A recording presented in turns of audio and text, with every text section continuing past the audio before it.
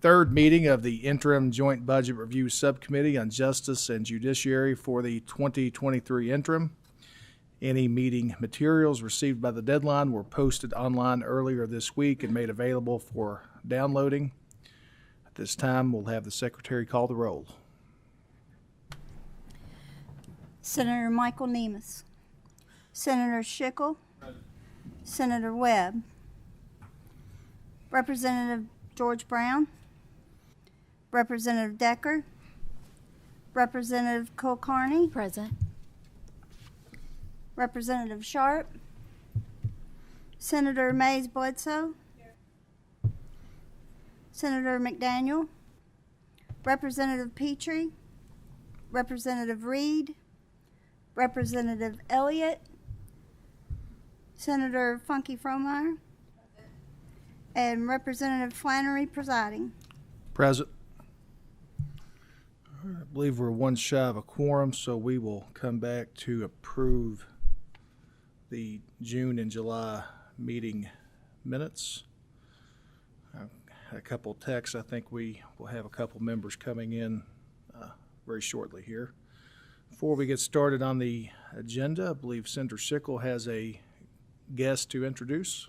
Thank you, Mr. Chairman. No, I don't have a guest, but I do have an announcement with your permission. Thank you. I brought in tomatoes from the garden this morning, Mr. Chairman. They are on the table to my left and to the audience's right. They're in the basket, and anyone in the audience or the committee is more than welcome to have those. They are still have the morning dew on them, Mr. Chairman. Is there a charge for these tomatoes? No, they are free of charge. As you know, Mr. Chairman, we are not allowed to sell things with our senator name in front of it.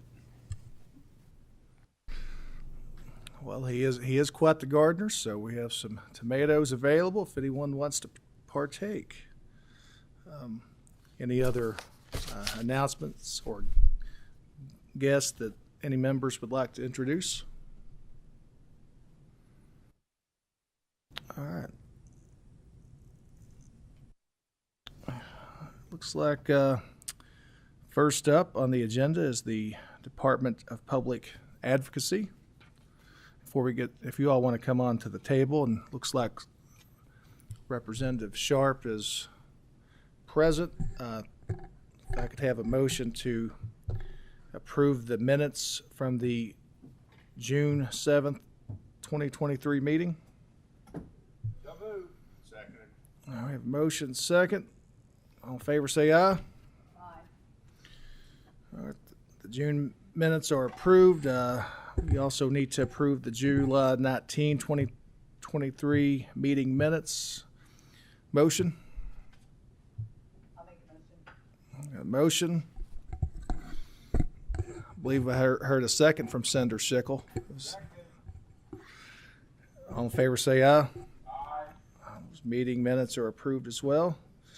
All right, first up, we have the Department of Public Advocacy here to talk about recruitment and retention issues and the implementation of House Bill 568 that was passed this year in the regular session. Gentlemen, if you could please state your name for the record, please, and proceed. Good morning, Mr. Chair and members of the committee. My name is Damon Preston. I'm the Public Advocate for Kentucky, the leader of the Department of Public Advocacy. And I'm Scott West. I'm the Deputy Public Advocate. It is an honor to be here this morning, and I appreciate the invitation to talk about a couple of specific issues with DPA, and then at the end, if there's time, I'll talk about a couple of other issues beyond the two on the agenda. But I want to start by giving you a quick overview of who DPA is. We're not the largest state agency, but we're not tiny either. If we had full staffing, and that's going to be part of what we're talking about today, but if we had full staffing, we would be 570 employees. 331 of those would be attorney positions, and you see the breakdown of the rest that I won't run through, but we have full service public defender offices with alternative sentencing workers that tend to be social workers, mitigation specialists, investigators, and then percentage-wise, we have a very small central office. We try to push as many resources as we can to the legal services. So my office, our education training, and our operations tend to be small, and they're here in Frankfort. And we also have 19 employees who are part of the Protection and Advocacy Division, a federally funded part of DPA that's not part of our public defender world. They advocate for people with disabilities. I will have a comment about them a little bit later. But this would be the makeup of DPA. I'm going to talk first about raises and salary issues, and then I'm going to talk about House Bill 568, which is how we anticipate transitioning the Louisville office to a DPA office, how I expect that to go. That is not included here. So this is all just DPA, not including the employees of the Louisville Metro Public Defender's Office. I don't want to go any further in this presentation without stopping to say thank you to you for the raises that were authorized in the last budget. They have been fully implemented within DPA. I want to thank you for giving not just the funding, but also the authority that allowed me to implement them in a way that recognized experience, that compensated employees that had hung with us through many years of no increments, and it kept serving the Commonwealth through some difficult times. I'll talk about how I implemented it, but couldn't have been done without that authority as well as the funding. I also want to thank the Personnel Cabinet for assisting in implementing that. They were very helpful throughout. Our starting attorney salary was raised from $48,000 to $52,000, which was significant. Both more money is always better, but also symbolically paying an attorney less than $50,000 was hard to justify.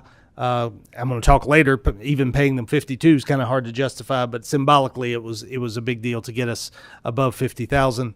We created a salary schedule that recognized experience in the position, and our average raise for public defenders overall was 22%, and that was for attorneys and non-attorneys throughout DPA. Got an average raise of 22%. That was including the increment from last year, so it was 8% plus 14% on top of that on average. Here's a glimpse of our pay schedule. I don't put this up for purposes of going through the numbers, but just to show you the structure of how we implemented. We looked at years of experience.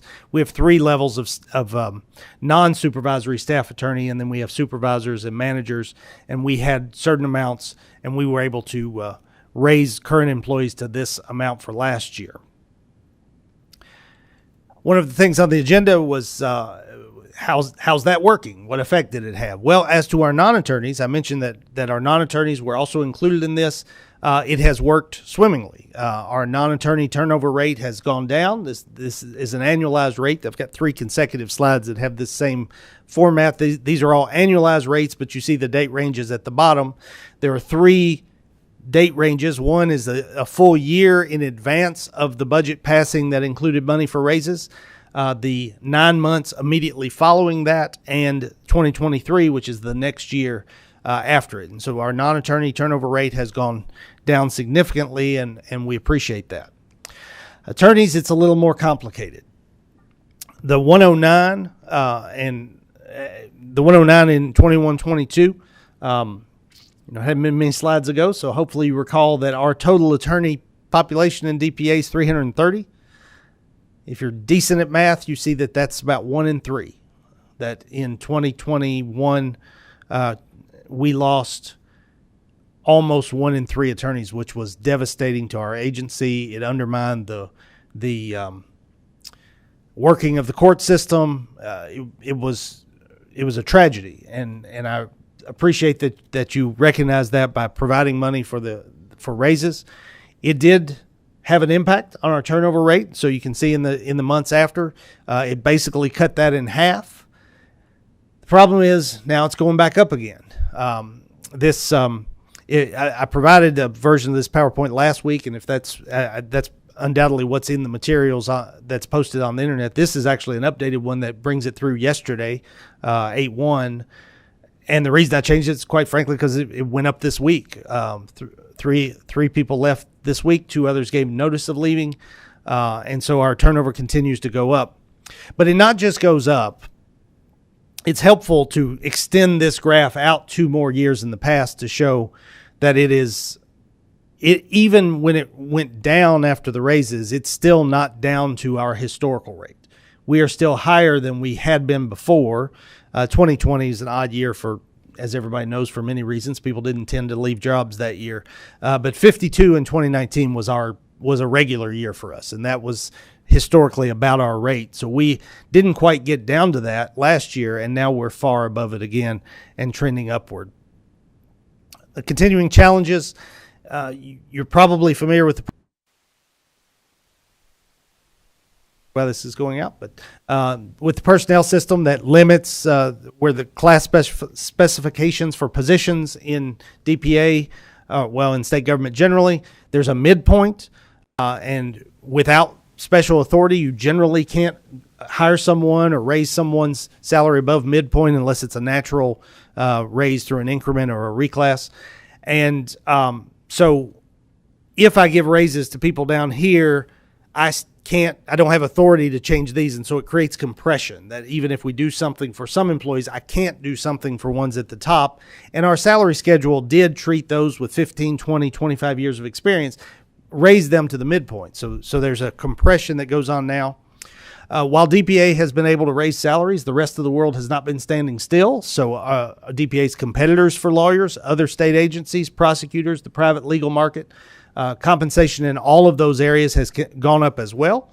Inflation, of course, affects this. A 22% raise feels a lot better in times of 2 and 3% inflation than it does in times of 5, 6, 7, 8, 9% inflation.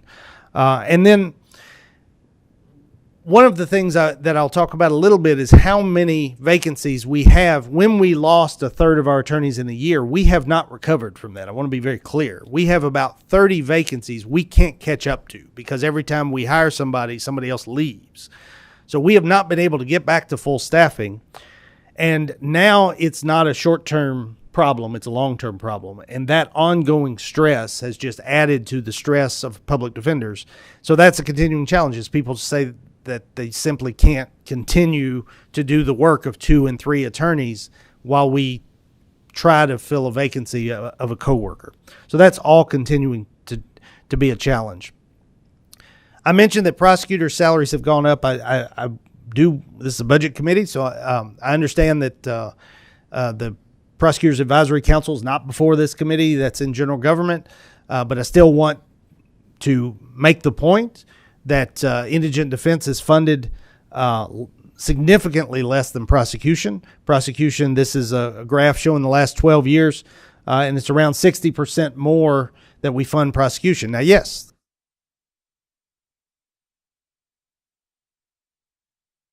but they do not have 60% more cases than we do, and yet have 60% more of the funding. And historically, including in the past year, about 1 in 4 DPA attorneys who leave to become prosecutors for a higher salary. They don't leave us to just go laterally. They take a higher salary. Prosecutors are able to offer higher salaries to them, and so about 1 in 4 go to prosecutors' office.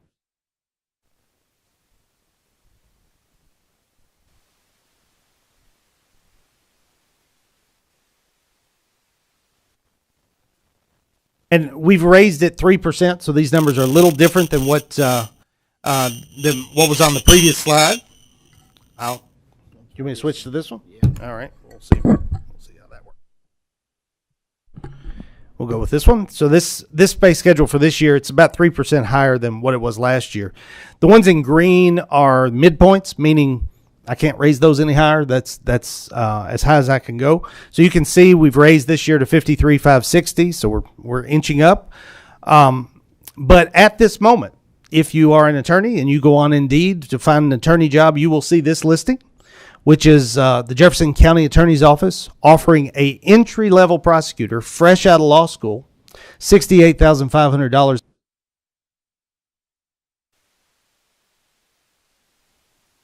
You look at see that we have 20-year attorneys that aren't making $68,500, and that fresh out of law school attorneys making $15,000 less than the county attorneys offering to pay. And then the third part of this puzzle that makes this complicated is I talked about the class specifications. Here's the personnel cabinet class specification for a staff attorney 1, which is entry-level staff attorney. The pay rate the midpoint for 37 and a half hour, which is our agency, is 5169. If you'll pardon my elementary school writing, that's the best I could do with a mouse. I've done the math for you. That's 62,034 is the highest salary I can pay in state government for an entry-level staff attorney. So even if I had the money, which is certainly my ask, is that money is provided to raise salaries further. But even if you give that to me, until the class specification is changed by the personnel cabinet, I can't come within $6,000 of that salary. The personnel cabinet is undergoing a review of the specifications. I believe the legislature is supposed to get that report by November of this year. I hope it includes classification, but that's where we are right now. And so one of the things that would be helpful to us is for DPA, I think I think our attorney position shouldn't be bound by the specifications in personnel. If I've got the money or I can move the money to pay lawyers more, I think I should have authority to do that and not be restricted in our attorney positions. Attorneys are professionals, and I should be able to pay them as professionals. A separate challenge, and this is a challenge both for prosecutors and for defense, is there are simply less lawyers. Now, a response to that is to say, yippee, in society, there are less lawyers to deal with. But in this context, it creates real challenges. There are 25% less lawyers being produced out of law schools nationally than there were just a decade ago. A lot of people don't want to be public defenders. This work is stressful. A lot of people don't want to be on that side of the courtroom. And so we're already dealing with a smaller subset. And when the whole pool goes down, that subset goes down, but also the competition really goes up. And that's why salaries have gone up overall. So we're having a hard time competing. And as I say at the bottom, the turnover created vacancies, and we can't catch up in the current legal market. There simply aren't enough attorneys out there. And so what we're asking for is my talking point used to be make us competitive. Someone shouldn't have to take a pay cut to serve the Commonwealth through being a public defender. But I think now being competitive, first of all, because everybody else's salaries have gone up, we're not competitive. But even being competitive is not enough.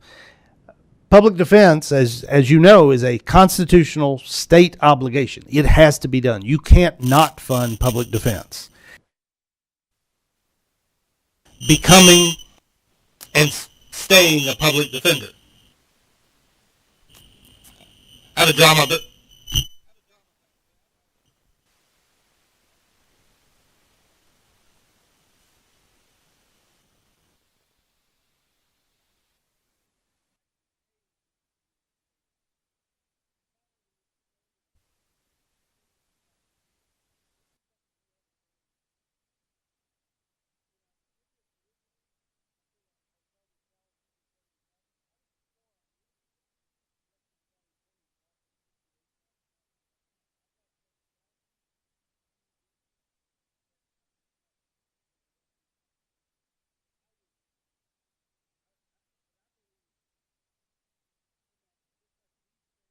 If we could pause for a second so we can fix the microphone, I think they'll be fixed shortly, if you don't mind.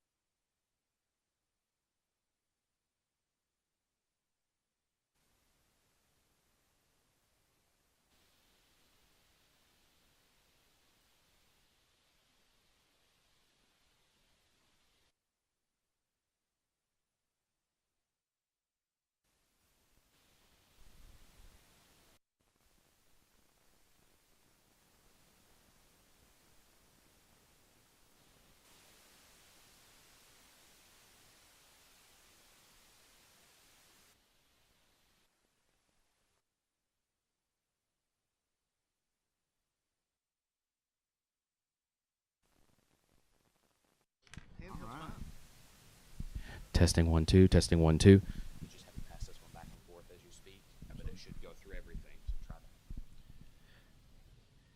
We're going with handheld. It sounds like it's working. We good? Is it going through the YouTube feed? As far as we know. All right, please proceed. All right, thank you, Mr. Chairman, and thank you, LRC, for working through this. Just to finish up the thought here on, I do think there's value in working towards standardizing prosecutor and defender salaries. For the criminal system to work, we have to have effective, qualified, competent people on both sides of the courtroom.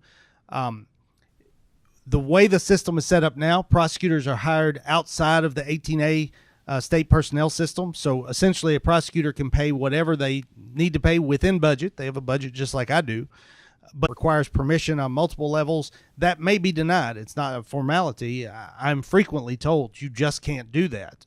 And so I think I need the authority for that, and the legislature should move towards standardizing defender and prosecutor salaries. And I believe a starting salary of $70,000 in 2023 is not unreasonable for a qualified lawyer who's protecting the public from a prosecutor standpoint, or protecting the public from a defender standpoint by fulfilling constitutional rights and making the system work.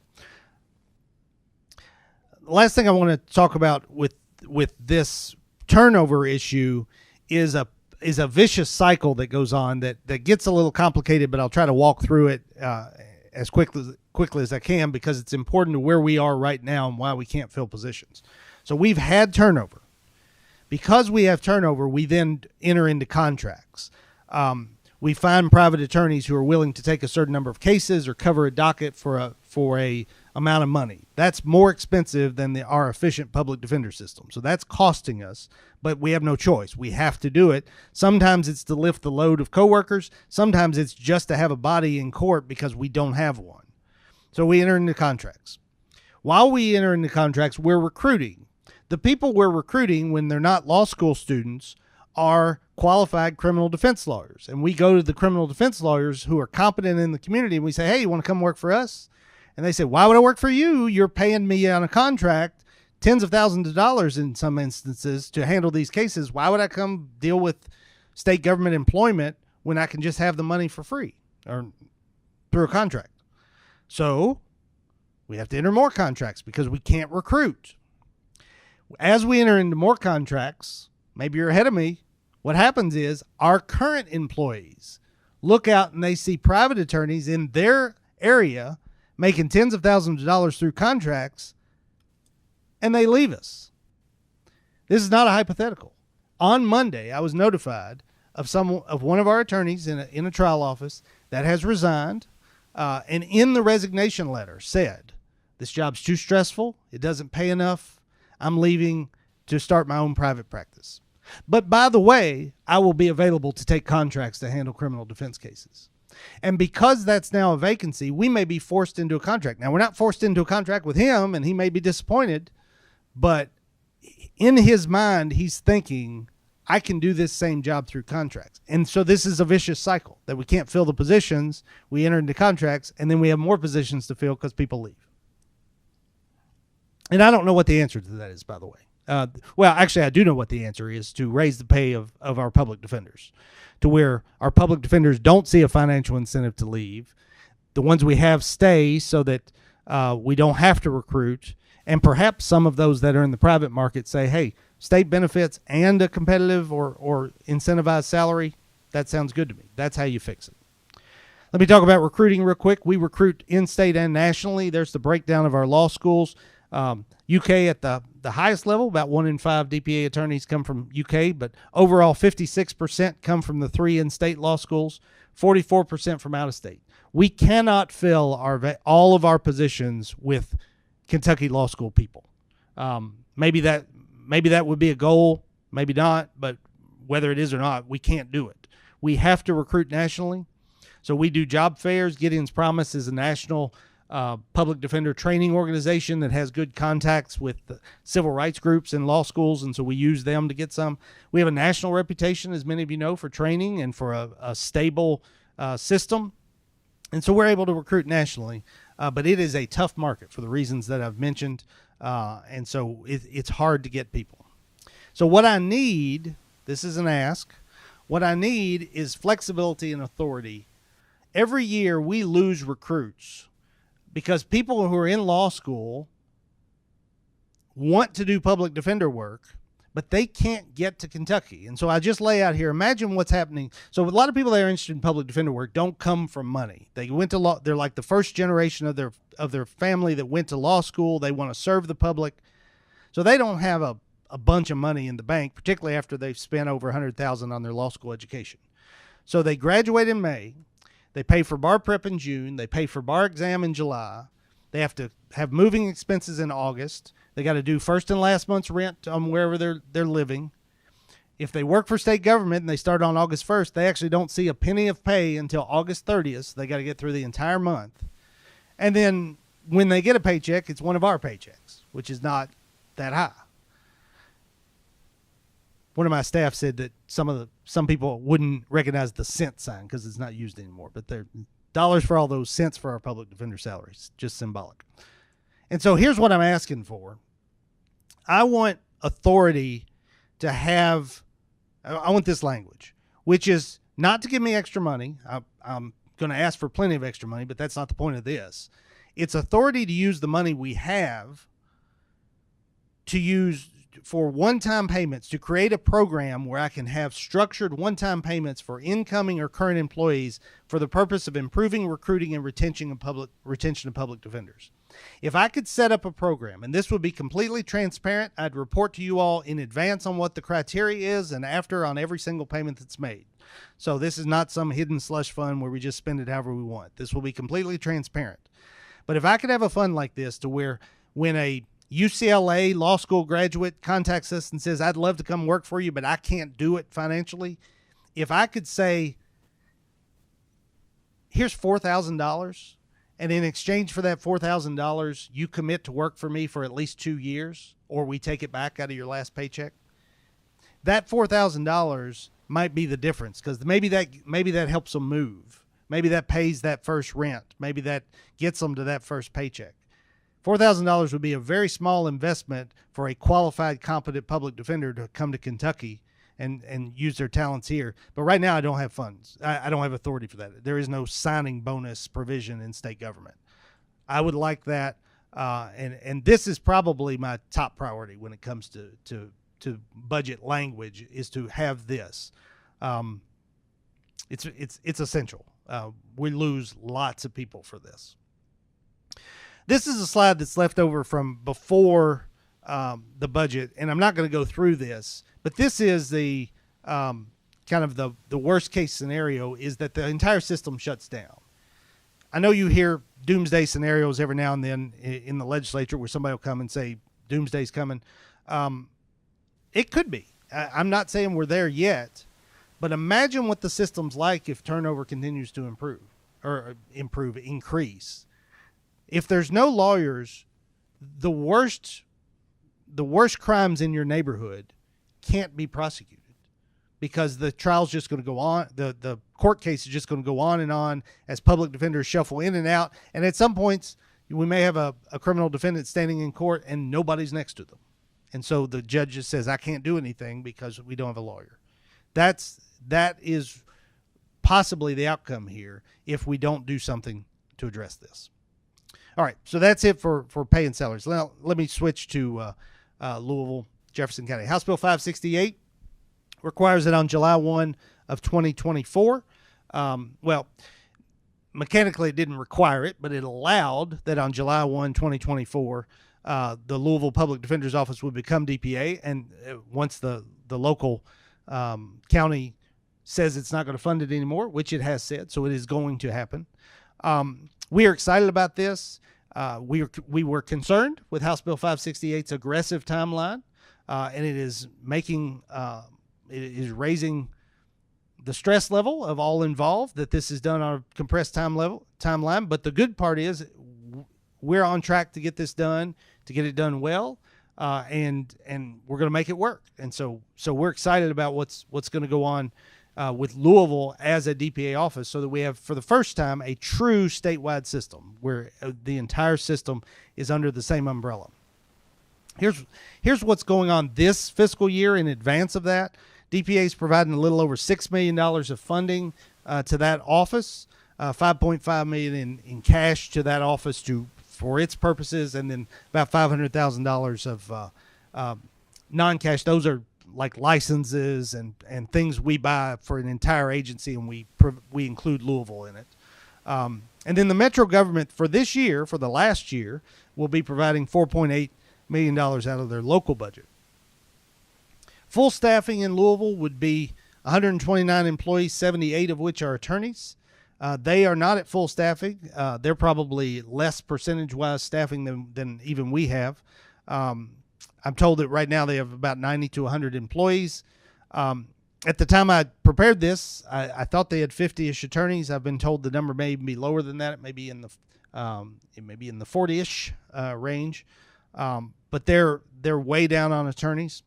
They have a temporary workload reduction program, TWRP is what they call it. Those are similar to what I talked about for us, private attorney contracts that are more expensive and less accountable, frankly, than having a full-time system. But that's how they're getting by right now. And their case assignments for last year, we don't have final numbers for 23 yet, but for 22, we're just over 21,500 cases. Our transition process right now, we have collaborated with Louisville leadership, continue to do that. We have on-site meetings with staff. Our entire leadership team went to Louisville in May and had, I think it was a series of 6 one-hour meetings with different parts of the staff there. They were very productive meetings. We invite any questions and concerns, and it was good to get to know people and to hear about that. We have a transition advisory group that's met once and is going to meet monthly. We're doing informational webinars every month to involve them and answer their questions. And we're meeting with legislators to make sure everybody's on board and that we're doing everything that you want us to do. So the priorities when it comes to the Louisville transition. Number one is funding. Our estimated funding requests related to this is going to be about $10.8 million total. But keep in mind that Louisville has been providing 4.4, and so that's part of this. 4.4 is replacing Louisville. So all the state would be asked to do is provide about $6 million on top of what Louisville is providing now. And the assumptions of that budget request are that we got to get them back to full staffing, that those employees would be in the state retirement system, and an assumption is that they get to stay where they are. And not have to move in building, and that the rent would not increase by more than 20%. The Louisville Metro Public Defense, well, I talk about the building in a little bit, but it's right downtown, and it's essential that we're able to stay in that building. If we have to move, that's going to be a big cost, both the moving process and it's very likely it'll be much more expensive. So 10.8 is way more than 4.8. So why? That's the extra 6 I was talking about. Biggest thing is a substantial increase in retirement. The local office right now is paying 7.25% towards retirement. The state rate for this year is 66%. That's huge. That's to deal with the state retirement system. About double the cost of health insurance. State insurance will be about double the cost of what the local office is paying currently. I mentioned about a 20% increase in rent.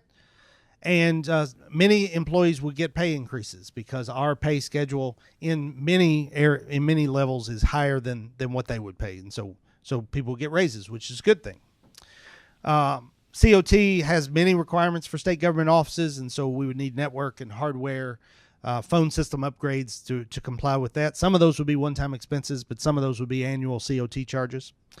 It does not include any additional personnel for DPA beyond Louisville employees. We will need things, and I'm going to talk about some restructuring we need, but within that 129 employees of Louisville, we're going to get a lot of good quality, talented people for HR and fiscal and the kinds of help that DPA will need. So this doesn't include anything for DPA above the employees we're getting from Louisville.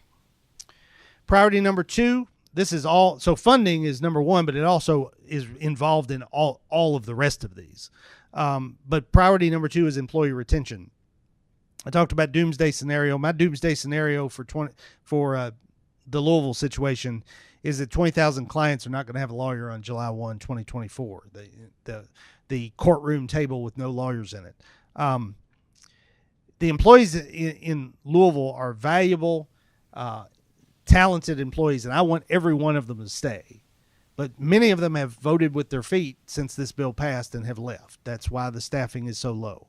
And so if among those 30 to 40 lawyers that remain, or maybe mid 40 lawyers that remain, if many more of them leave, we're simply not going to be able to do the job. So employee retention is important to me. We have to retain their staff to do the work, and because they're the best public defenders we got in Louisville. They are doing the job well, and we want to keep them in the service of the state.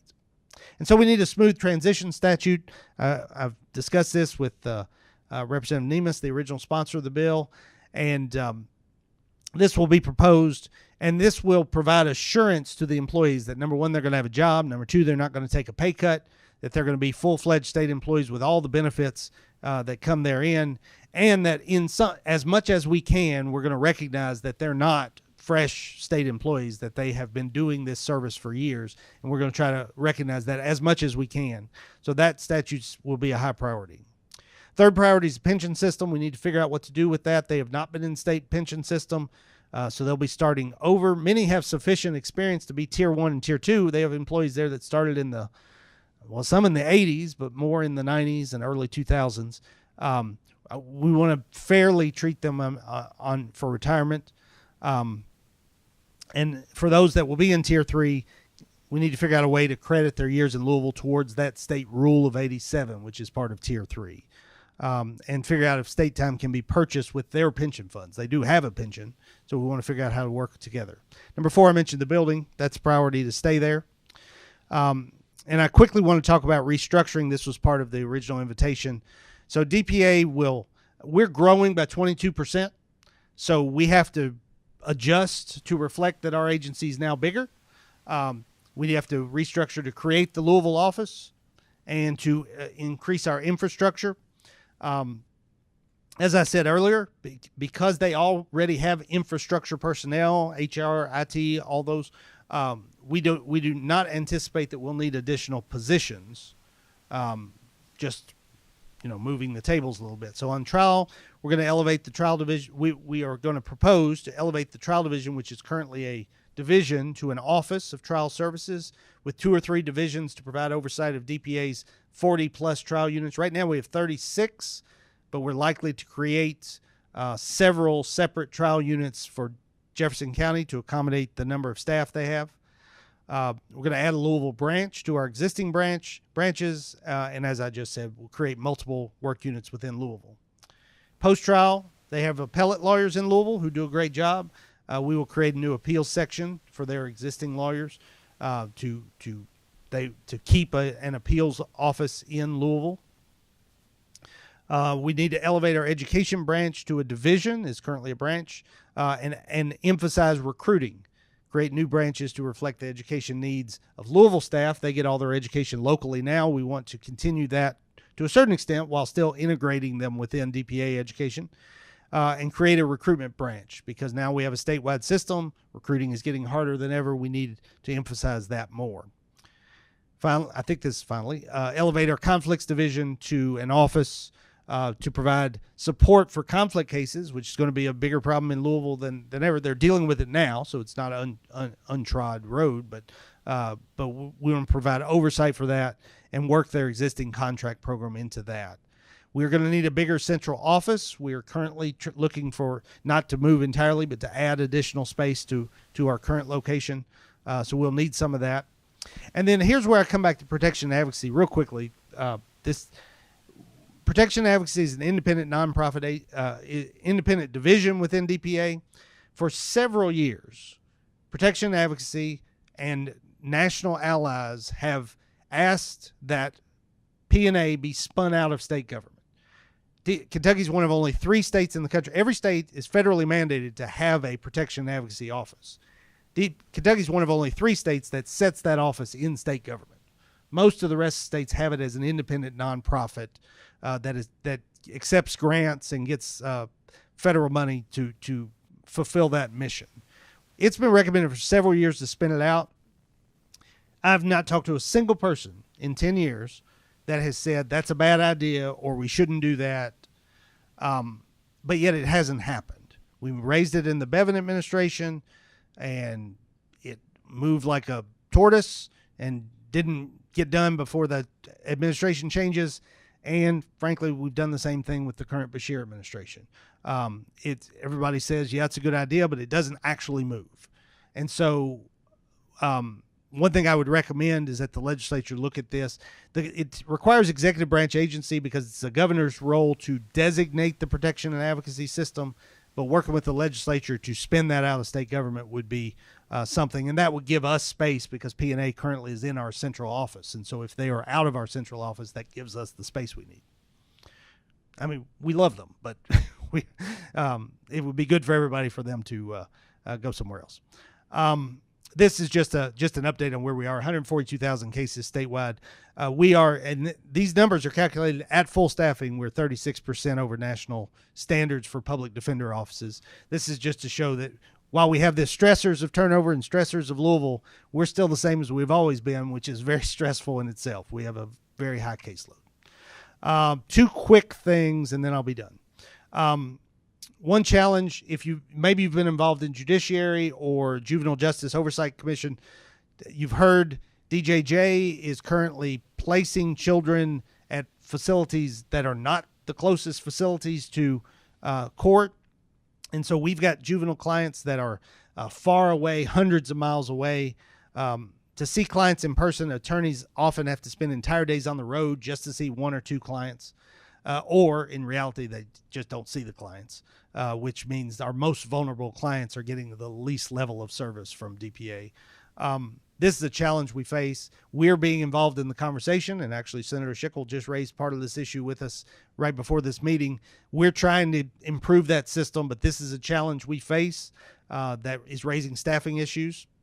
And then secondly, this is brand new. Senate Bill 90 created the Behavioral Health Conditional Dismissal Program. We've been talking to BHDID about some of the problems they're having with getting this implemented, and they need this position called Barrier Relief Administrators. They've asked DPA if we'd be willing to house these. We think we can, but funding will be required. We're going to get funding through a grant, but we probably need authority to do that because it's not fundamentally public defender work, and we might need funding for additional space for those people. I mentioned that just in passing, but just as a preview of some conversations that may happen in the future. This just things, I think eventually DPA should have an office in every judicial circuit, just like Commonwealth's attorneys do. Right now we're in 36 of 57. I need authority to set salaries. I talked about this without being bound by Personnel 18A, at least for attorneys, if not all employees. And then I've talked with, and Chair Petrie's not here today, but I've talked with him in the past. He has raised the possibility of getting DPA out of non-criminal matters like involuntary commitment cases, Tim's Law cases, which are 202A. We're open to conversations about that. And I'll just end with DPA does matter. This is a young man that was in custody for a long time, had a child while he was in custody, went to jury trial, was completely acquitted, found not guilty. He'll never get those months of his life back when he was in jail for a crime he didn't commit. But this is in one of DPA's trial lobbies where he got to hold his baby for the first time just an hour after he was found not guilty by a jury. We serve all kinds of clients in your communities. It's easy to think of criminal defense lawyers as, obstructing the system or somehow not working in the public interest, but effective criminal defense and upholding constitutional rights is the public interest, and DPA lawyers are doing it every day. And I'll skip that. So I'm open to any questions that anyone has.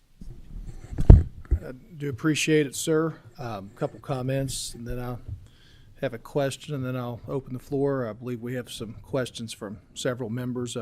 First, on the record, I would like to compliment and congratulate a retiring public defender. I saw Brian Hewlett from my area recently retired. I know saw Senator Webb walk in. I believe he would be a constituent of hers, but I've always been really impressed at Brian's skill as a trial attorney, and if he wasn't one of the best, he had to be right up there in your all's office. So I think his service deserves recognition. I do like the idea of the sign-on bonuses. I think that's something we have maybe a lot of room to work on and find out a way to do that. I think that could be a big help. Just from communication from members of the legislature and just emails that I've received, I get the sense there's a lot of heartburn about the transition in Louisville to having a unified system. I personally was not aware that we did not have a unified system until this issue came up. I just want to go on the record to state to all the employees in Louisville that we are committed to making this happen, and understand that anytime there is change, there's always going to be concern, but I believe I speak for all the members of the legislature.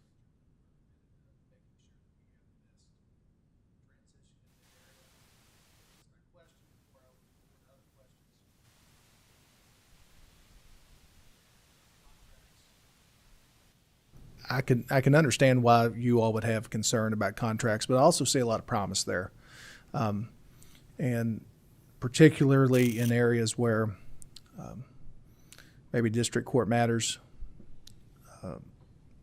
contempt issues in family court, other issues in family court that are probably not the most pressing issues that your attorneys are involved in.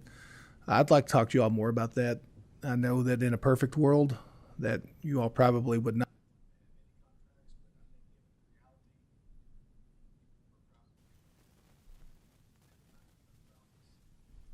I'll repeat your question, Chair, for the audience.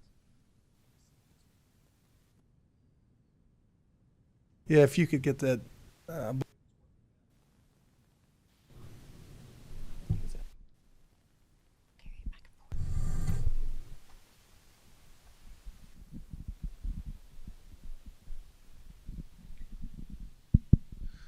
I would like to talk to you all more about the contracts. I believe there's a lot of opportunity there to maybe save money and just being pragmatic and realistic about it. I believe we're going to have to utilize them somehow, so there could be a lot of savings to the public. I guess my question is, what areas do you believe that contracts may work best in, and what are some of the pluses of using contract attorneys? I'll start here while the microphone's on its way. I think we have always had a good relationship with private attorneys, and public defenders will always have a need for contracts.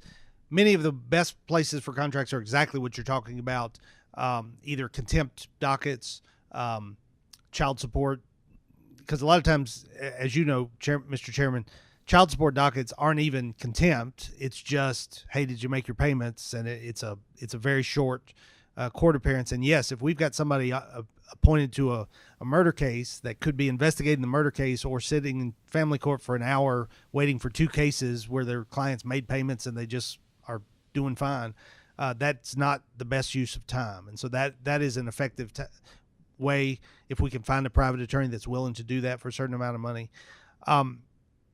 Right now, we're being forced into a high level of contracts, and so the kinds of things you're talking about, we're actually doing now, not by choice. We've had to enter into those contracts, and we do start at district court. We start at family court.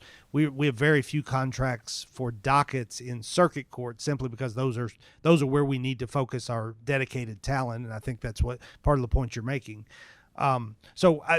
We'd be happy to have that conversation. We have good relationships with lots of private attorneys. I will say, just to state the obvious, not all private attorneys are created equal, and we do have attorneys covering some dockets that I'm not sure are providing the services that a full-time, completely funded public defender's office would be providing, and so there is some service challenge in some parts of the state. There are challenges, but ideally we would have a partnership with private counsel, as we've always had, both for conflict cases and for some of these cases that you're talking about, which are less maybe more time consuming, but less at stake for the client. And I'll just add, we were very sorry to see Brian retire. You know, the state government calendar, this is the time of year when people tend to retire, and he thought it was time to go, but we look forward to working with Brian in the future. He's been a great asset for DPA and for clients for many years. Thank you. I believe we have several questions or comments. First on the list is Senator Mays Bledsoe. Thank you, Chair, and I'll be brief. I have just a few specific questions. One, I applaud your efforts to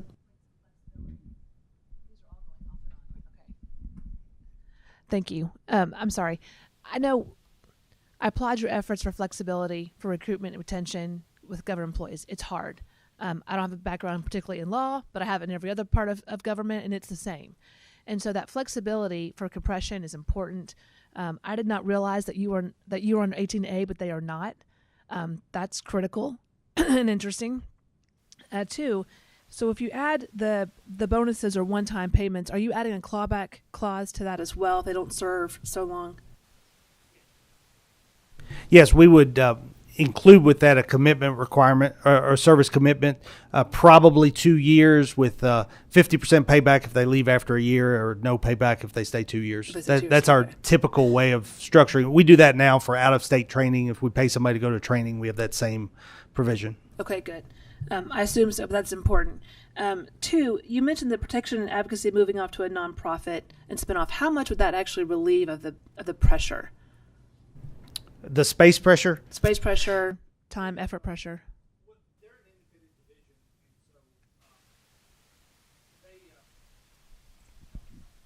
I'll wait for that. They're an independent division, so they kind of run their own ship. So as far as my time and agency resources, it's not that much. A little bit of HR goes towards that. But the big issue would be that would give them the freedom to be out from under, to be truly independent, not quasi-independent. But also our space, it would free up 22 offices, I think, in our main office that then we could put in Louisville-related employees.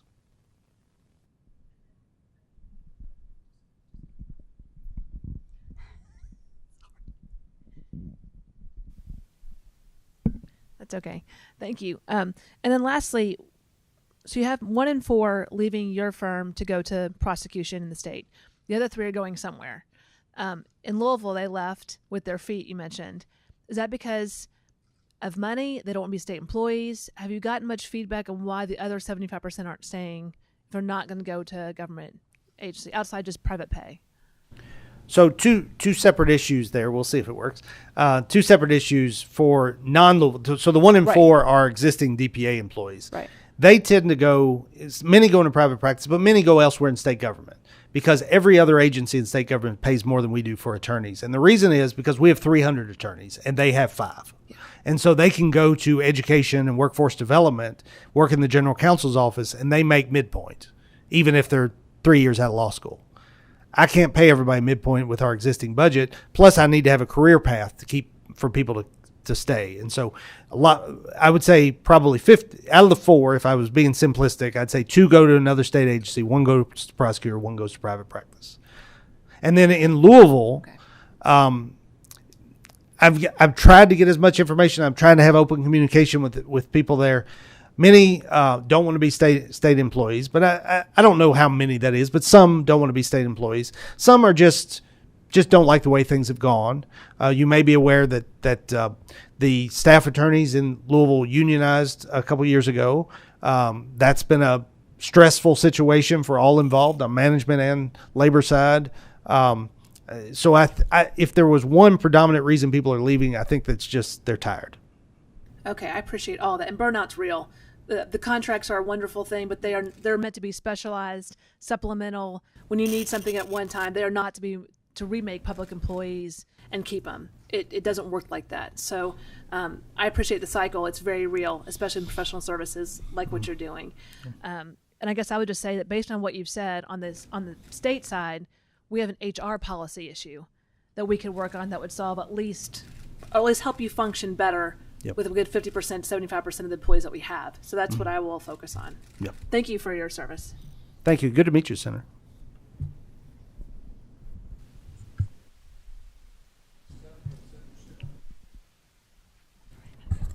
Thank you, Mr. Chairman. Couple of things. I just can't help but say that it amazes me we don't learn from our mistakes. If Louisville wants to get, turn it over to the state, fine. But we did it with juvenile justice. It was a disaster. We did it with the retirement system. It was a disaster. We did it in Northern Kentucky with our juvenile justice system, a disaster. And here we go again. But I don't live in Louisville, so I'll support whatever Louisville wants to do. But I'm going to go back to your testimony in the very beginning because, Damon, you've done a great job promoting your agency and do a great job with what you do. And I couldn't agree with you more that criminal defense is just a bedrock of our Constitution and our criminal justice system. And I think sometimes we forget because it's criticized so much what a wonderful criminal justice system we have in the United States, things that aren't found anywhere else in the world, innocent till proven guilty, trial by jury, and right to counsel, among other things. But you have, in my mind, there's some things embedded in your testimony where you've skipped over kind of how the system is set up. And your agency is relatively new, as you know, from a historical standpoint. And the way the system is set up is, you're in your testimony, you make the inference that we have prosecutors and we have public defenders, and they all should be equal as far as pay and funding and things of that nature. And I challenge that whole concept because I don't think it's historically accurate in the way the system's set up. As you know, the prosecutor's office of the Commonwealth attorneys have a responsibility to prosecute. They represent the people, the Commonwealth, the government. But traditionally, and until very recently, well, actually still is, we forget this, the responsibility of criminal defense is with the defendant. It's not with the government. The responsibility of criminal defense is with the defendant, not with the government. That's been that way with the inception of our Constitution. We did create your department after, and to make sure that indigent, and I'll say that indigent defendants had good, competent defense. And I spent a lot of time in the courtroom, and I can tell you, and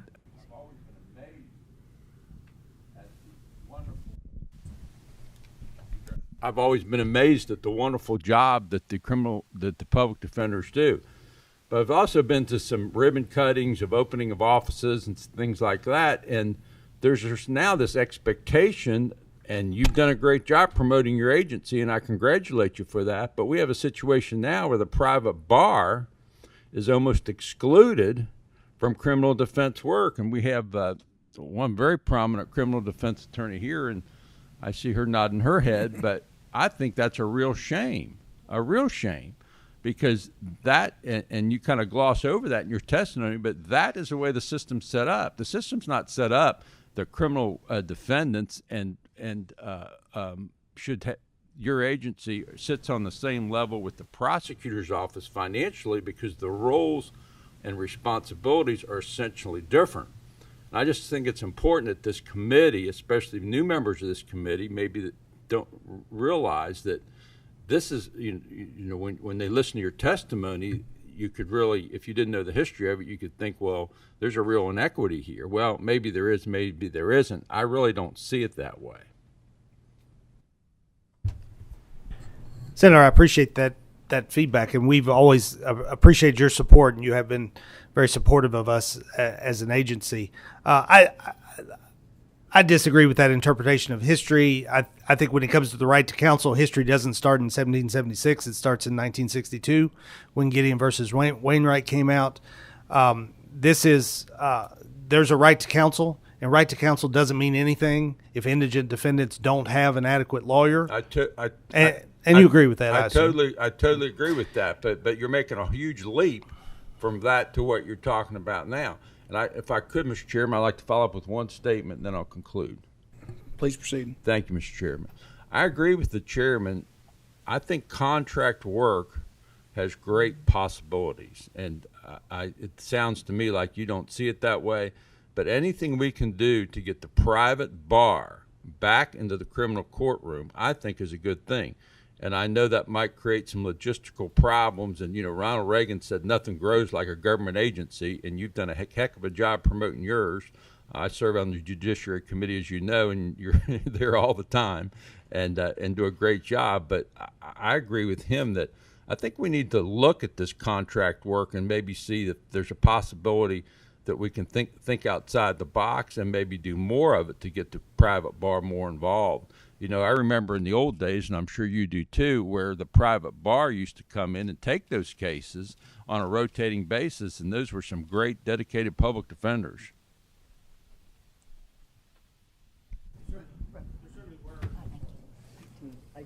There certainly were effective private attorneys.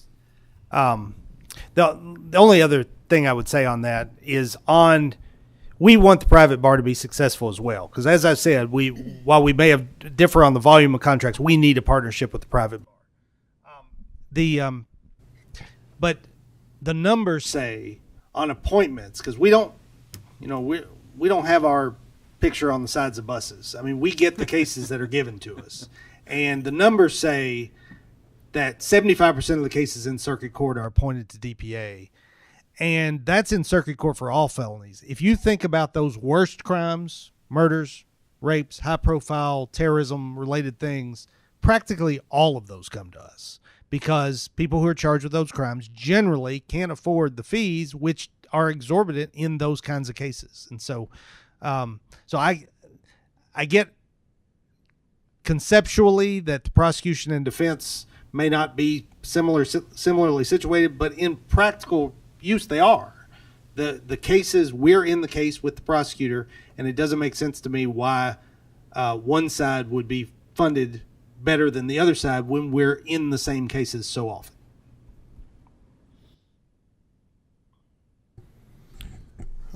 I believe next up is Representative Kulkarni.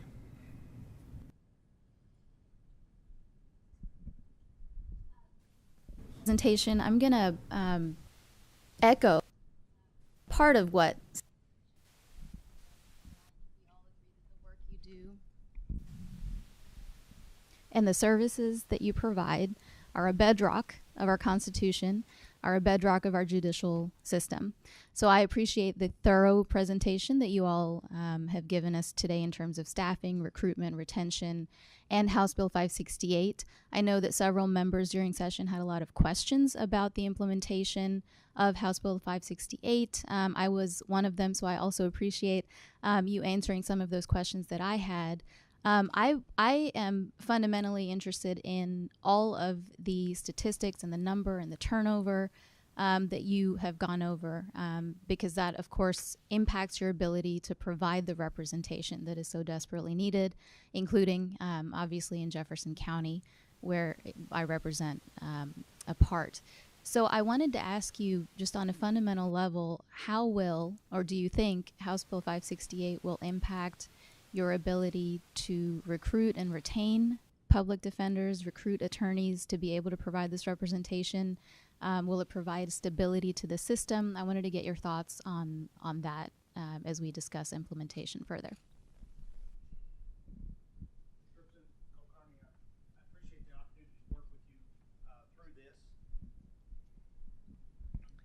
I think it's going to definitely have an impact. There are a lot of positive impacts. In fact, I can't think of any negative impacts when it comes to recruiting. We have more seats to fill, but those seats need to be filled before. But we were competing with the Louisville office. Now we have a unified voice. If we meet somebody at a job fair in Chicago, working in Louisville is now an option. Whereas before, they'd say, somebody not familiar with Kentucky would say, well, what's your largest city? We'd say Louisville. They say, I want to go there. We say, well, how about at the other 119 counties? Now we can have a true statewide system, so that's going to improve recruiting. It'll create new sets of challenges.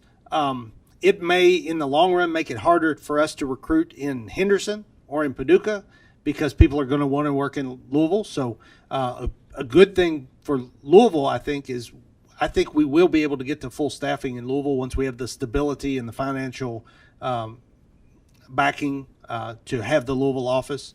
But overall, it's going to be a very positive thing because we're going to be able to go all over the country and say anywhere you want to be in Kentucky, you can go there. We have Muhammad Ali Museum. We have Churchill Downs. We have so many great things out of Louisville, but also the rest of the state and the beauty of the rest of Kentucky to sell. That's what we sell, is that you come to Kentucky, you want to hike, you want to go to the lake, or you want to live in a city. We got it all. We're pitching that right now, and I think that's going to help.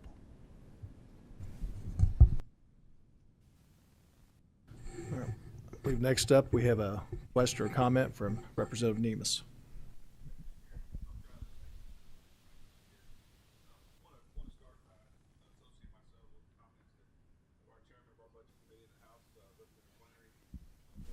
This is something that that we are supporting. We passed House Bill 568 this past year, which requires, or which unifies Louisville with the system. I want to just give some very quick background. This was there were 3 counties that were not in the statewide system when it was created because they predated the Gideon case. That's Louisville, that's Lexington, and that's Ashland. Ashland was brought into the state system long ago. About 12, 15 years ago, the Lexington office was brought into the state system. Happened very smoothly. It's been done very well. We'll note that all of the former public advocates were at 2 of them were at the table with me on House Bill 568 and said it had always been the intention to bring everyone into the system. It's now time to bring Louisville into the system. The catalyst to this round was the Louisville Metro budget folks, Republicans and Democrats, pushing for this, contacting me saying that this needs to be done. It's something that I've wanted to do since I worked with the AOC some 20 years ago. So that's the history of this, that those 3 offices predated the statewide system. Was always intended to come in. We've used kind of Lexington as the model. This will also, you neglected to say, this will also be very good for the Louisville employee as they will make more money because we pay better at the state level than they have in Louisville. They'll have better state benefits. And so that'll be a better attraction and retention opportunity for the city of Louisville. It's a state obligation. I know what Senator Schickel says about the Department of Juvenile Justice, which was dumped on us by the Bevan administration in about 30 days. It was dumped on us by the by the city of Louisville in about 30 days to the Bevan administration. This has given us about an 18-month roadway, and so with your leadership and with the leadership in Louisville, it'll get done, and I think very well. I do want to note. Because I know that some employees in Louisville might be concerned. I would be if I were them. This is going to help their standard of living. They're going to make more money. The commitment is that they're going to, if you're in, courtroom 101, then that's where you're going to be going the day after the merger. If you're in circuit court and you're in Mitch Perry's courtroom on a case, Commonwealth versus Thompson, you're going to be in Mitch Perry's courtroom on Commonwealth versus Thompson the next day. So this is a very good thing for our local lawyers, and I'm happy to do it. I'm happy to say that as the chairman has said, that we established our commitment to making this thing go forward in a very effective way. So I don't have a comment. I just wanted to make sure that this is an important thing. I want to state on the record again and plant my flag. This is extremely important to me. And I know Senator Webb and I have been talking about this kind of stuff for 20 years. I remember she was one of the main drivers to making sure that the Fayette County office came online, Robin, 15 years ago. And so we'll make it happen. It's going to happen very well, and I'm thoroughly convinced that that this will be tremendously beneficial to the employees in our important office in Louisville. And this, again, as Senator Schickel said, this is crucial work. And when you talk to prosecutors, they agree that the most important thing of our judicial system is that it's an adversary process. And so we need a very healthy judiciary. Our judges aren't paid enough. We need a very healthy prosecution bar, and we need a very healthy public defender bar. And so that's what we're trying to accomplish here. And with that, Mr. Chairman, thank you.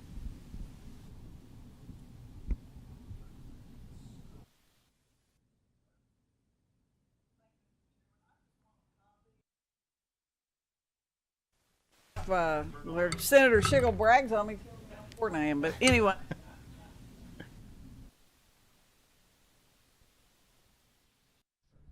Okay, but yeah, that's my goal. I'm proud to be a criminal defense attorney. Always have been. even in those bad elections where they say all these nasty things. But you know, Casey, they always had a sticker that I've still got in my office that says, "Got rights? Think a Kentucky criminal defense lawyer." And I have to remind myself and look at that sometimes. And I apologize for being late today because I was in court. I was in Carter District Court, and I think for the arraignment docket that I Zoomed, but I think I was the only private attorney there. This time last year, I had that contract, and it's still under contract by a former public defender there I saw today. But I had that contract for a month while we got a lawyer in Ashland. Well, that month contract turned into several months, and which I was glad to do because I started my practice. I've had like as many as 4 or 5 counties at one time. I maintained a conflict relationship with the DPA because I like to know what's going on, and I'm in court all over the state, and I see what's going on firsthand. And, you know, workload and pay. Workload and pay. And that's just, it breaks down to pretty simple. The volume of these cases, the time spent, and even with the accommodation we've made with social workers and other adjustments in the office, which have been beneficial, it's not enough.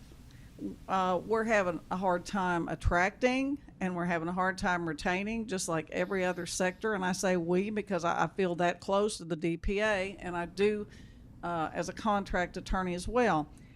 I think Louisville will be fine. I think, you know, yeah, maybe change is sometimes hard, but I think it's going to be fine, and I think it's going to be an asset both to the agency and to the individuals in that office. Because all this you know, the most important thing is quality of representation at the end of the day. And you know, I'm a contract attorney, and I've got 36 years of trial experience. And you've got, and I was a young lawyer and got trial experience through that. So there's a benefit. But how many the private bar now even try cases? We've got judges that have never really tried cases. The DPA, you know, will it does what needs to be done in training the private bar and in interacting and forcing prosecutors to try cases, and you know, that's the backbone of our justice system. And it hurts me as an old practitioner to see the lack of trials that we have today, the lack of trial expertise and experience.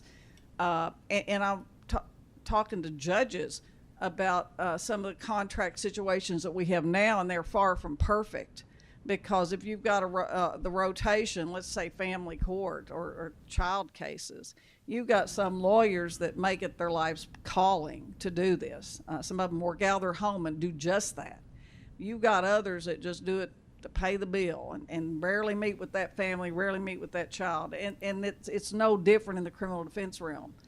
And nothing's more important than a person's liberty and their life.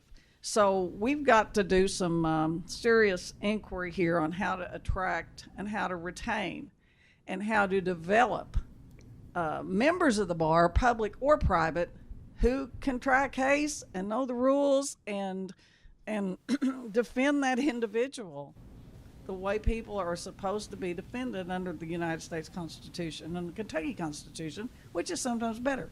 But we've just, you know, I could go on, but I appreciate you all so much. And as far as Brian, we're losing one of the best. You know, if I ever get in trouble, Brian Hewlett's on my speed dial, and he's one of my best friends. And heck, I've offered him a job. But anyway, you know, when we lose, he's got a few good years left in him now. Yes. And we've got to work on keeping folks like that and attracting and developing new Brian Hewletts for the private and the public bar. So, and how we do that, I think we know. That it's kind of a question, but it's workload and pay. Yep. Thank you, Mr. Chairman. Mr. Chair, if I could say something. Brian Hewlett was the head of the Boyd County office before it came to DPA. And with the transition, he stayed with DPA and did a full retirement after 27 years. I mean, he is an example of the success that can happen when we do take over an office. All right, I believe next, before we go on to the last item on the agenda, we have a question or comment from Senator Funky Fromeyer. Thank you, and I'm really new and being educated with these. This being my second meeting in this group, so I appreciate that you were able, Damon, that you were able to give us such detailed information. And as a financial advisor, I love that it seems that you've taken a real financial look at how these things work. With the contract, then you don't have to pay that 66% towards the pension. So when you're crunching your numbers, is there a case to have more contracts versus fewer? And perhaps that's one thought. And then the other piece, again, with my financial advisor background, is if they were able to emulate a pension system, was that a defined benefit versus a defined contribution? And now we're pivoting them into a defined benefit with that 66% cost versus the 7.3% cost or 7 point. But I love that you're crunching the numbers, and those numbers are astounding, and I believe may in fact benefit from your ability to parse out how can we reduce crime so we can reduce cases.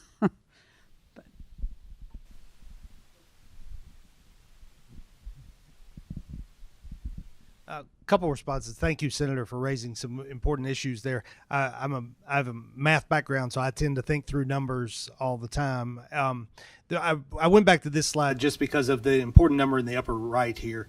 $435 is our cost per case of the cases we handle in-house. That includes retirement. That includes all costs of state government. That averages out to about $435. We can't contract the criminal case for $435 a case. It ends up being more than that. So that's that. When I say that contracts are more expensive, that's my basis for that. Is the efficiencies of state government make it cheaper for us to handle them in-house than contract. Even though you're absolutely correct, all we're paying is a gross contract amount. We're not paying retirement. We're not paying for an office space, any of that. But it's still more expensive to contract out. Look forward to working with you on this. Be happy to talk to you anytime about any of the numbers. All right, I believe that's all the questions and comments we have from the members on this. We actually had a really good discussion on this today, and it's taken up quite a time, but it is a very important subject, so I don't regret spending the time on this. I appreciate your all service, and you're always very prepared and on top of things. Look forward to talking to you more in the interim here as we get ready for next session. Thank you all.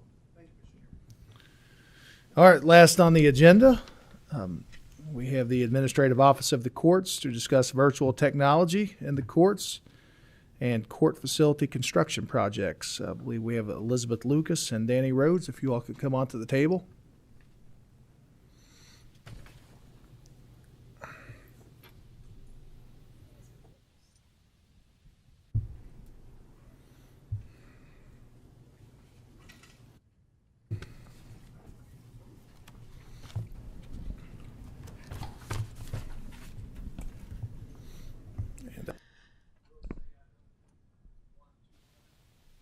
Testimony, but it is approaching 10:30. Typically, these meetings don't last more. Good things. So, just let's try to hit the key points, and I'm not trying to cut you all short because technology in the courts and Zoom court is something I'm very interested in, and would like to find out a way to make it even better. So if you all could introduce yourselves and please proceed. Thank you, Mr. Chairman, members of the committee. Beth Lucas with the Administrative Office of the Courts. I'm the Implementation and Court Services Director. And I'm Scott Mattingly, Chief Technology Officer for the Administrative Office of the Courts. I'm Danny Rhodes. I'm the Executive Officer of the Department of Court Facilities at AOC. And Jim Daly, the jailer in Campbell County, noticed me yesterday that he was unable to join us, so he sends his regrets. In the interest of time, we will walk through this pretty quickly. and merely highlight the video arraignment and video conferencing project that was funded with about $10.6 million. You can see by the slide we are well underway and hope to finish the expenditure of those monies in March of 2024. You can see there what we've expended to date, but we've already obligated $7.8 million. And this includes courtroom equipment in 428 courtrooms. And the next slide will actually tell you a little bit more about that. When we entered the pandemic, we were within 24 hours required to turn around and figure out how to do remote court. So we started with our first generation devices. The second generations are the laptop interfaces. Those went out pretty quickly. Currently, they're installed in 154 courtrooms. But we, right behind that, moved on with generation number 3, and that's the TAP IP Lenovo bundle. That allows for the hybrid court experience. And as you know, we moved from remote to hybrid, where we have both participants in court and participants not in court. So this is the solution that's being deployed now, along with our 4th generation solution, which is the JAVS 8.0 solution that's currently installed in 82 courtrooms. And these are the accomplishments and milestones for this particular project. Again, our targeted completion date is April of 2024. Currently, the 43 courtrooms in February that were not video capable are now compliant and are video capable.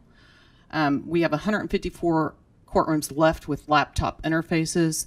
The goals is to move those to either the TAP IP bundle, which is the 3rd generation, or the 4th generation, which is the JAVS 8 solution.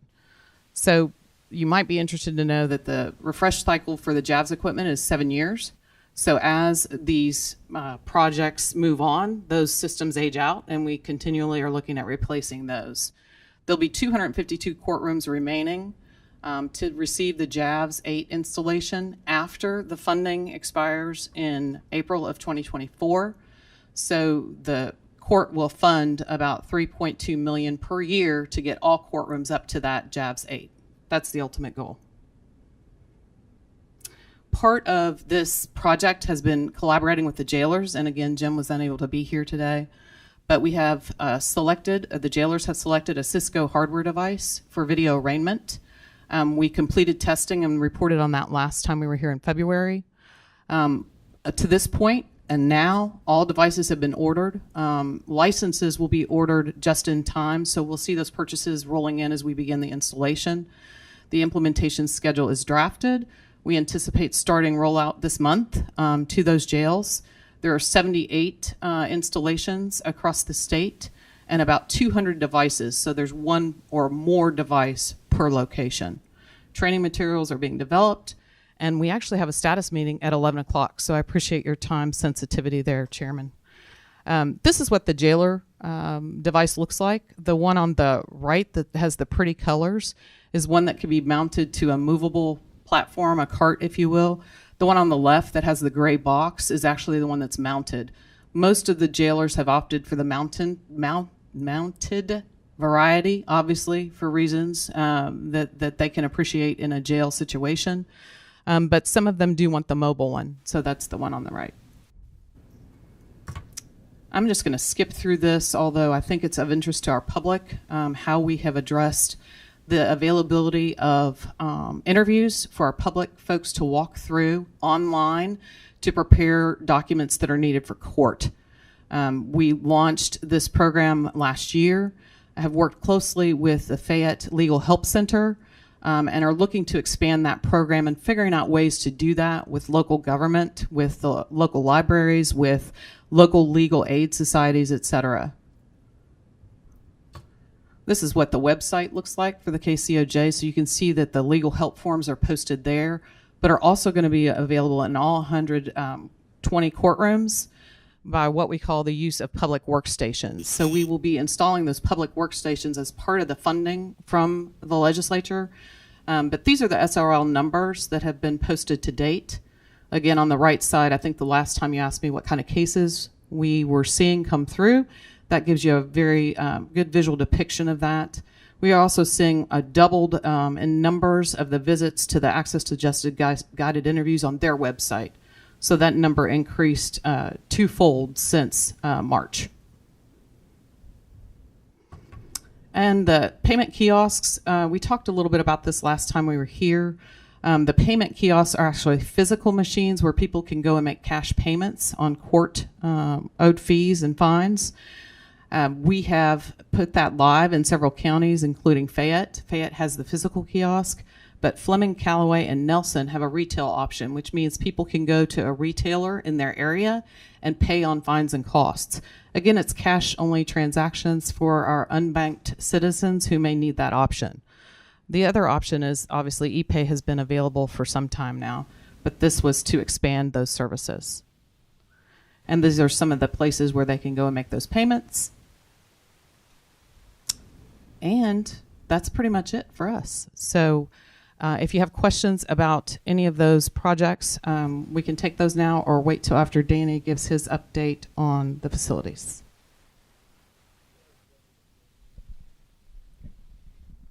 We need to change the... You want to come down here?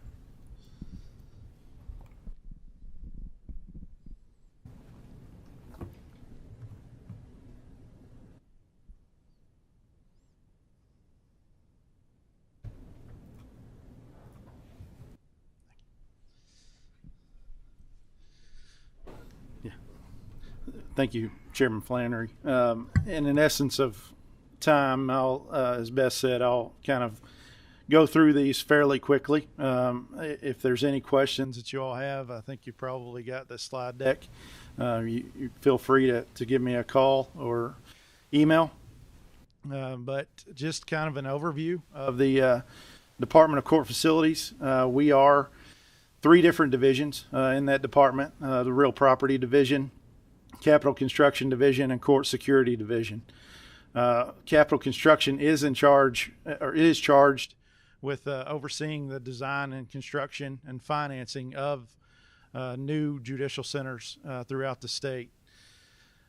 The Division of Real Property is charged with overseeing the maintenance and operation and maintenance of court facilities throughout all 120 counties in the state of Kentucky.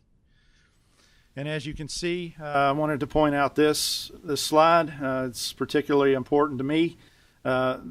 With those duties that we have throughout the state in maintaining the court facilities, we do have a very limited staff that takes care of those. We've got 4 facilities coordinators that are in our Real Property Division that oversee all of the occupied judicial facilities throughout the state of Kentucky. And in our Capital Construction Division, we have 2 project coordinators that take care of all of those projects that are authorized as capital construction projects. So just real quickly on this, KRS 26A does define a court facility as a land owned and operated by the county for use by the Court of Justice. And part of that statute is that the circuit and district court shall be held in a county courthouse of each county unless otherwise ordered by the Supreme Court. Compensation to the county is in the form of a use allowance and operating cost. So use allowance, any project that was authorized after the year 2000, that use allowance is basically the debt service that is on the facility. So if KCOJ occupies 100% of that facility, we pay 100% of that debt service for that facility. Any project that was authorized prior to 2000, that use allowance, and there's no debt service on that facility, that use allowance is the proportionate share of the KCOJ's occupied space, 2% of that total capital construction cost. So operating cost, they are utility expenses, janitorial, insurance, preventative maintenance, any normal repair that's under $2,500. Non-recurring costs are any major repairs that we have that are over $2,500. Those are paid outside of the county's quarterly payments that are provided to the county. So that would be, an additional cost outside of that operation and maintenance amount. So some unique aspects of the judicial branch projects. These projects are owned by the county rather than the Commonwealth. The projects are financed by the county with the backing of the Commonwealth. And note, because the Commonwealth agrees to pay the debt service, those projects do not count against the county's bond obligation or debt capacity. Appropriations are not needed until after the project is authorized by the General Assembly. Authorization is requested before the Project Development Board, which is basically the governing body of these projects, is appointed. Then at that point, site selected, professional service providers are selected, and the project is designed and then constructed. So just a flow chart of how these projects work. We do an assessment of each facility to see what the greatest needs are. We completed 37 counties starting in the year 2020 until 2022. Those assessments helped us determine, what those rankings are for the projects that we may request for our capital plan. Those assessments were done by a third-party outside architect. So it was basically a criteria that we helped develop that they graded each of those buildings on.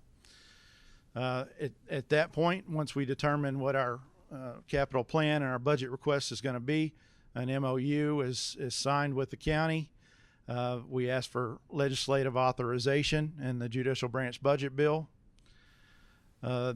If that project is authorized by the General Assembly, formation of the PDB takes place, and then a service provider is acquired. So architect, construction manager, if the board chooses to go that way, and then also purchase of a site for the project.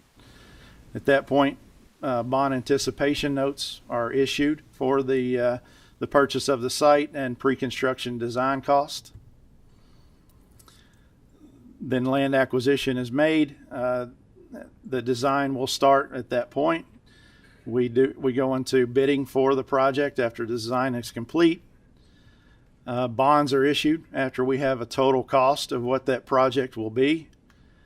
Then the construction of that project and payment of the debt service after we have completed the construction of that project. This is a timeline of the process. I won't go through all of this, but as you can see, depending upon the scope of the project and how long it takes to acquire land, this can be between a 33 to 61 month process before we occupy the facility. And then the debt service is paid for 20 to 25 years after that.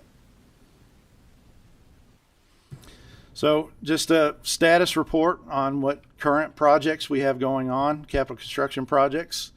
Bath County, that project has bid out. We are in the process right now of finalizing the contract with the construction manager. The total cost of that project is $19.8 million. We anticipate that project will start within the next month and substantial completion in May of 2025. Oldham County, that project is currently 20% complete. We have basically have all the steel erected on that building and working on the flooring, the concrete flooring, and all of the maintenance mechanical systems that go in prior to finishes. As you can see, that project, the total project cost of that was $44,400,000. And substantial completion is September 2025 at this point. Barron County, we're still in design on this project. We're in phase A schematic design. We are going before the Court Facility Standards Committee on August 8th of this year. That project is, the project scope is 58,329 square feet, and we anticipate substantial completion of January 2027.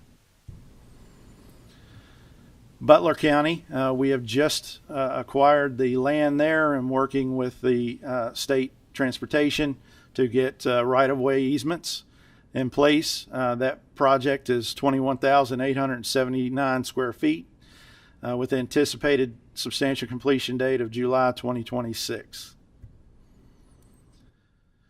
Clinton County, this one will also go before the Court Facility Standards Committee on August 8th. That project is 31,177 square feet and anticipated completion in January of 2026. Crittenden County, we are getting ready to go out to bid for general contractor on this project. This is 23,076 square feet. We anticipate, if bids come back as within the authorized use allowance, we anticipate the substantial completion to be June of 2025 on this project. Jessamine County, again, another project. This is in Phase B, design development. We anticipate going out to bid after the 1st of January of 2024 with an anticipated substantial completion date of June 2026 on this one. Scott County, that's 69,110 square feet. This project is in Phase C. We anticipate going out to bid in October of this year with a substantial completion date of December 2025 on this project. Madison County Courthouse renovation and addition. That project is underway. We just got underway last month. This is a 33,260 square foot building with 12,000 square feet of that being in addition to the existing building. That substantial completion date will be December of 2024. Leslie County is 23,996 square feet. We have just now hired an architect on this project and are working with identifying a site, a potential site for purchase. We anticipate substantial completion of November 2026 on this project. In Graves County, we have just hired an architect on this project as well, and we'll be having a public hearing for land acquisition in the coming month. The anticipated substantial completion date for this project is April 2027. And to give you a preview of our projects that we anticipate being in our budget request that are in our capital plan. Owsley County Courthouse, as you can see from these pictures, the current condition of this building is in pretty rough shape. We occupy the second floor of this. The county occupies the first floor of this courthouse. So a lot of the roof leaks, mechanical issues, we address directly because we're on the second floor. So we anticipate that this project will be a 24,000 square foot facility, and we'll be requesting $2,353,000 use allowance, annual use allowance on this project. The second project for our budget request is the Court of Appeals office. The AOC has leased the office of the Court of Appeals in Frankfort for 30 plus years at its current location on Democrat Drive. The current square footage that we occupy there is 18,376 square feet. This includes space for the staff attorneys, clerks, shared offices for our judges when they are in town, and a courtroom in that space. And the annual lease on that building is $212,512. some of the inadequacies of that building and some of the challenges that we've had to face over the last few years is the landlord has been unresponsive to repairs. That building has basically been deteriorating rapidly over the last 2 to 3 years because of roof leaks, because of mechanical issues that the landlord, even though we've pushed and pushed to have these issues addressed and have worked with the landlord to get some of these done, they have failed to do that. The landlord did file bankruptcy on this building. That building was basically turned over to another basically facility maintenance company to address.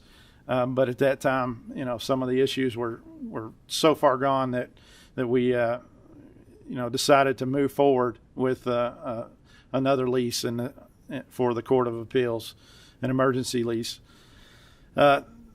Chase Environmental did a determination of the fungal growth in the facility because of the water issues. There were 5 offices that were deemed unsafe levels, and basically made a recommendation that we not occupy those offices.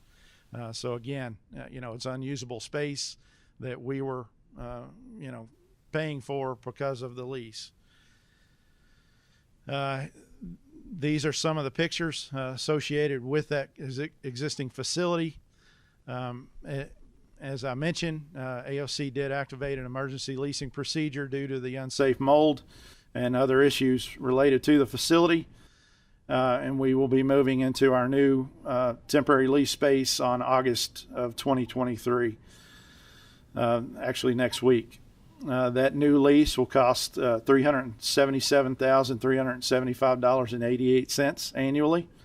And this is an emergency fit up to get into the space as quickly as possible. So it is meeting temporary needs as we move forward. Part of our budget request will be asking for a Court of Appeals facility to be constructed. The estimated cost of that facility is $12,100,000. The approximate size is 17,000 square feet. We are still defining that program. The site will be a judicial branch, a property that's owned by the judicial branch on Vandelay Drive property.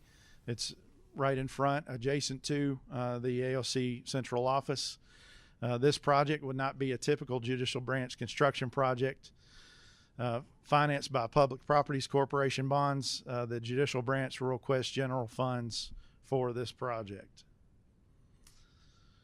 And just an overview of how we develop the rankings for our capital plan. As I mentioned, since 2020, we have asked GRW or contracted with GRW to do an assessment of 37 facilities that we had deemed to be the greatest needs. They have completed that assessment, and that ranking is in place now.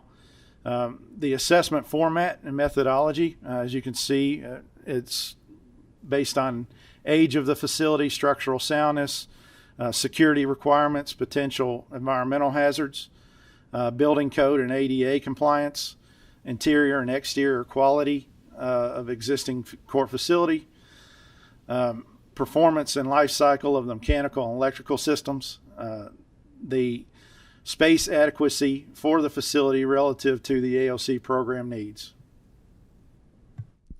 So based on that assessment, or those assessments, the ranking of the following counties per biennium was established. And as you can see, for 2024 through 26, that was Owsley County and Court of Appeals. Court of Appeals was not part of that ranking, but because of the emergency natures of the issues that we were having, that was included as part of our capital plan for that biennium. For 2026 through 28, Spencer and Caldwell County, 28 through 30, Fulton and Estill County, and then others on down the ranking, Lee, Estill, Edmondson, Clark, LaRue, and Greenup County. That concludes my presentation. Any questions that you all have, we'll be happy to take. Thank you. I believe we have two people have questions or comments. First is Senator Webb. I'll be brief, Mr. Chairman. Thank you. Mine are directed to AOC. And thank God for Zoom. Thank God for, that all the work that you all have done on that. But I have always had some thoughts about video arraignments and anything mandatory with video. I want the option as a practitioner to have a client there. I think, especially in a bond proceeding, video arraignment, it can be somewhat dehumanizing. I think it's important to have that individual, to have my contact with that individual. Sometimes it's the first contact.